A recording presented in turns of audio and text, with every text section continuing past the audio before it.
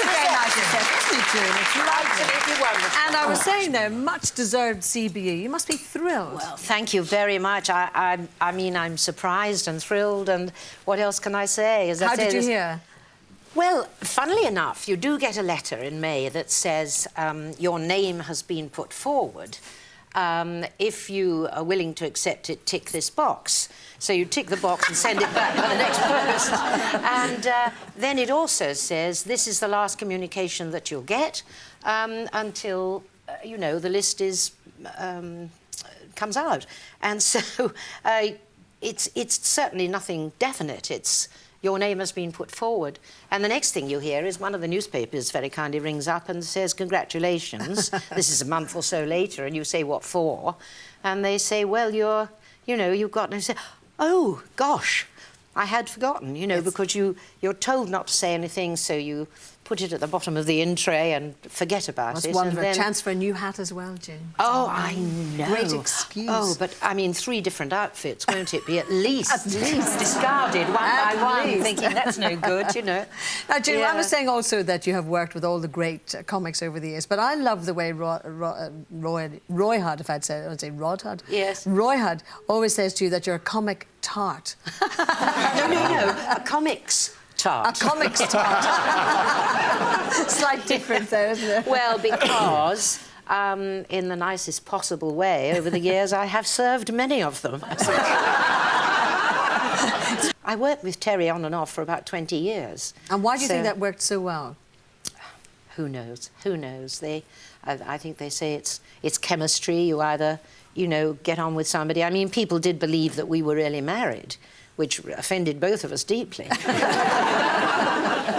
But apart from that... And Frankie Howard, obviously, was a great mate in the Yes, end, he was a he? great mate. So was he the sort of person who would just sort of pop in unexpectedly and just come and visit you? Oh, he'd ring up and say, what are you doing on Thursday? And you'd say, oh, nothing, thinking, wow, you know, we're going somewhere. And he'd say, I'll be round at 8. So that was... and did you feel you got to know him really well? Yes, apart from the comic side? I think I did get to know him well. I could say he definitely was a friend, and a very good friend. He was a very kind man, and loved him.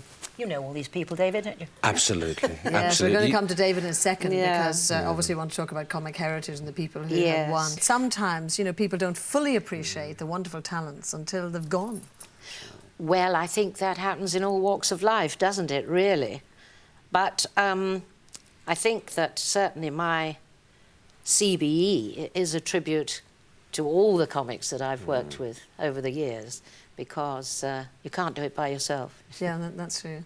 Now, let's talk about how comedy has changed, because you were saying how, you know, Dennis Norden and Frank Muir were able to write with a double entendre, etc., without resorting to smut. Now, do you hate the way sometimes it's all a bit lavatorial humour these days? I can accept anything if it's really funny, but I think it's an easy way out if somebody just comes on and swears and does sort of behind the bike shed humour. You know, it's not difficult to do, and but I think people who take the trouble to write around situations, I find much funnier. And then women have come very much to the fore, because in your day there were practically no women to the front actually fronting the piece. Beryl Reid, I mean stand-up comics, people like Beryl Reid, Joan Turner, but not many, as you say. But now, of course, they're masses, and I admire them tremendously.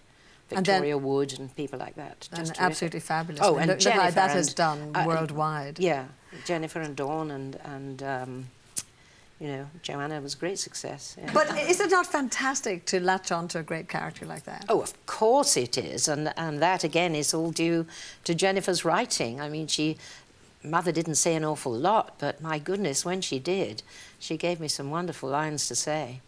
It's not that you've ever had to reinvent yourself, because you've worked constantly, you know, for 50 years. 50-odd, yes. But I do think it's marvellous, though, when something that's sharp and right up to the minute, you know, sort of soaks you up, and there you are, as relevant as ever you were. Oh, and it's fantastic. It is. It's like being a born-again actress, you know, because although, as you say, one's been working all the time, you do something like Absolutely Fabulous, and suddenly people realise that you are still around.